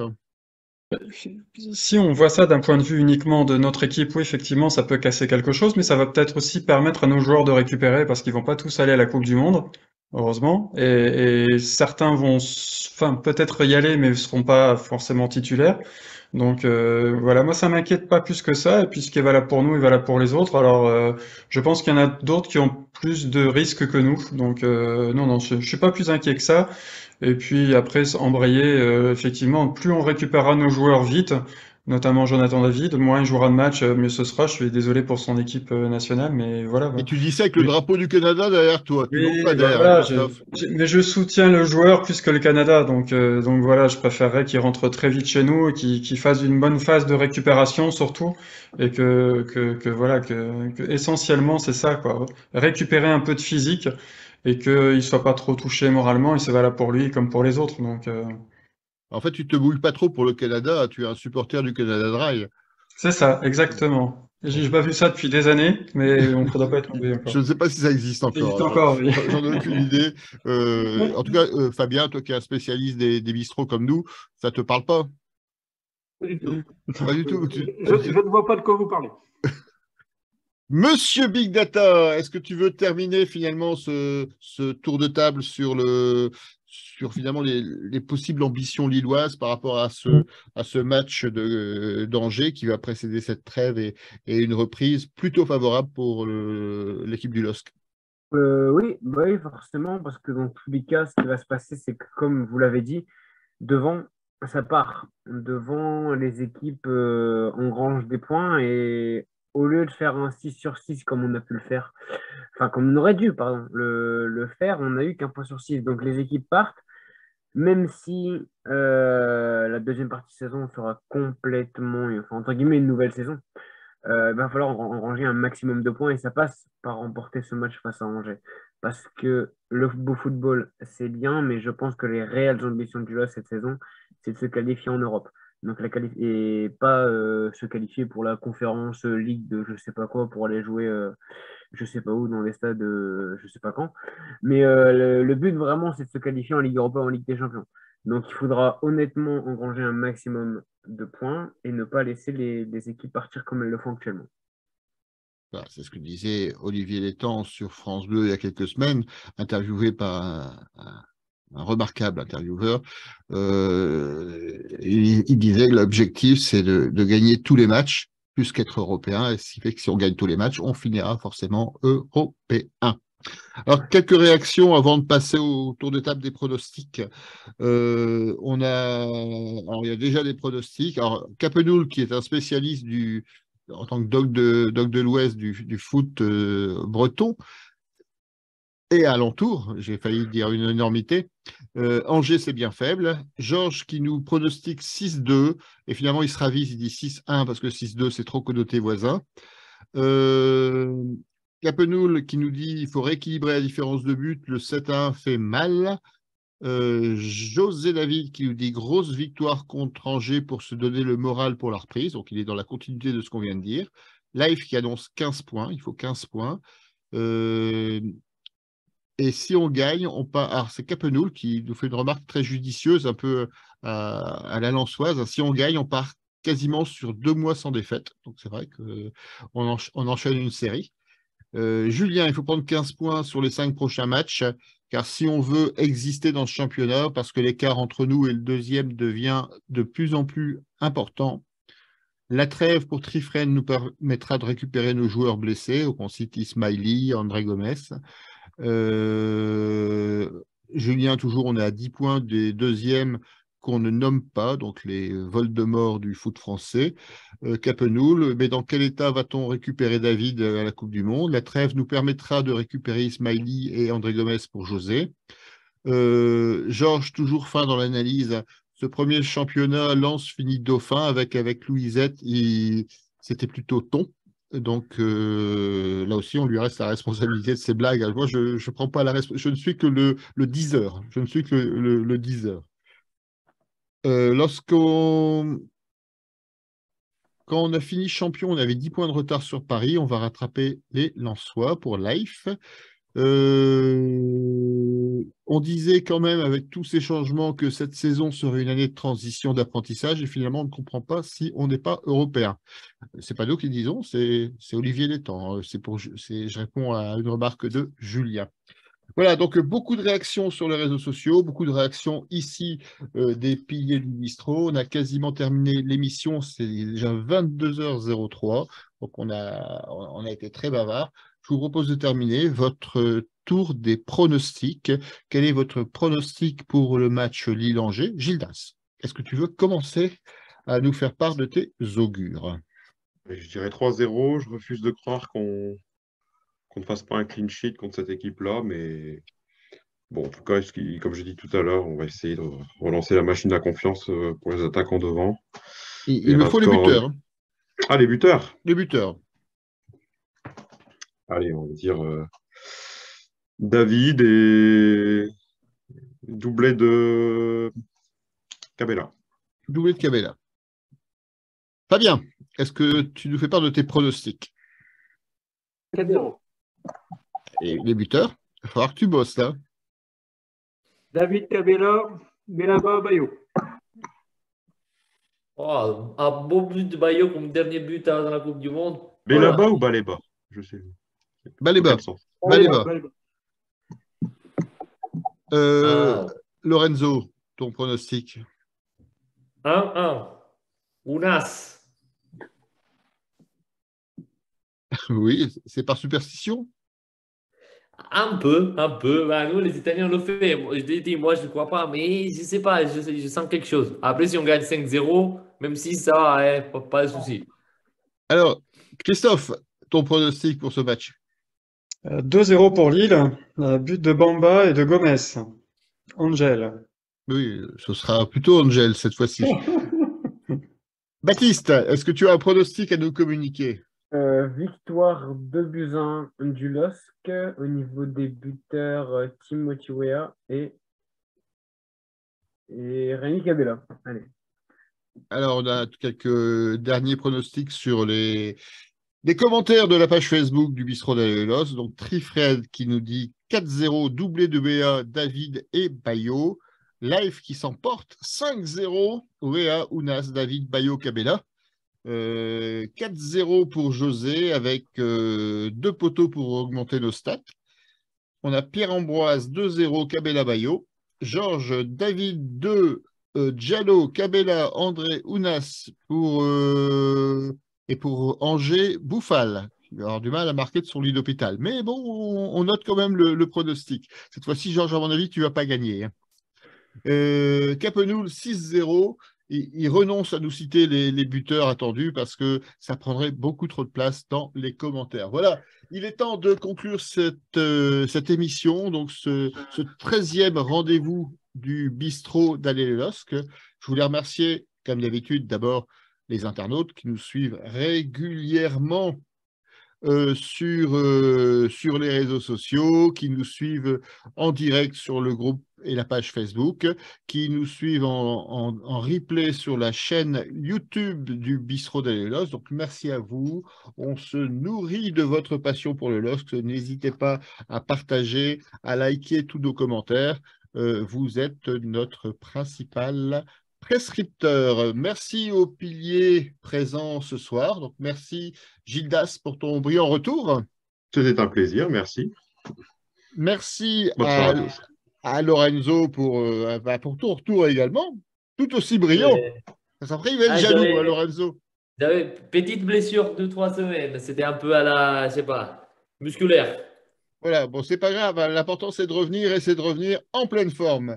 Après la trêve, on revient bien, moi et les autres, et Jonathan David et tous les autres de la Coupe du Monde. Non, mais nous, on a notre. Attention, il y a encore une émission mardi. Hein. Attention, il y a encore une émission mardi. Merci Christophe pour ta participation régulière. Merci à toi François, merci à tous. Merci à Baptiste pour ton retour un peu plus long que celui de la semaine dernière. Merci à toi en tout cas. Et puis surtout, merci à Fabien pour tes analyses, ta bonne humeur. Tu as un petit mot à nous dire? On vous attend tous dimanche au temple pour venir discuter une petite blonde à 7 degrés. Hein? Moi, je voulais lui dire une chose. Qu'il m'attend quand je viens à Lille, quand je fais mon voyage pour regarder un match du LOSC, c'est sûr que je passerai. Voilà. Donc, tu pourrais nous en garder une de côté pour Lorenzo Ah oui, Fabien? c'est ça. Voilà. On va se débrouiller, pas de souci. Bon, de toute façon, je suppose que vous en avez commandé suffisamment. On a quelques centaines de litres. Ouais. Ça va, bon, on va t'en mettre un petit de côté, Lorenzo. Tu peux compter sur nous. Voilà, donc merci beaucoup, merci de votre participation. Donc n'oubliez pas, donc il y a José et Baptiste qui ont gagné chacun une place pour venir au match avec les piliers du bistrot d'Allez les LOSC. Donc José et Baptiste, je vous contacte en MP dans la soirée ou dans la matinée de demain. Je vous souhaite à tous une excellente semaine, un excellent week-end, un excellent match contre Angers et notamment un excellent avant-match au Temple avec la petite surprise de la section alcoolique Lincel. Et bien sûr, c'est le moment de pousser tous ensemble notre cri de guerre pour cette nouvelle émission à 3. 1, 2, 3. Allez, le LOSC! À bientôt. Ciao, salut! Salut! Bonne soirée.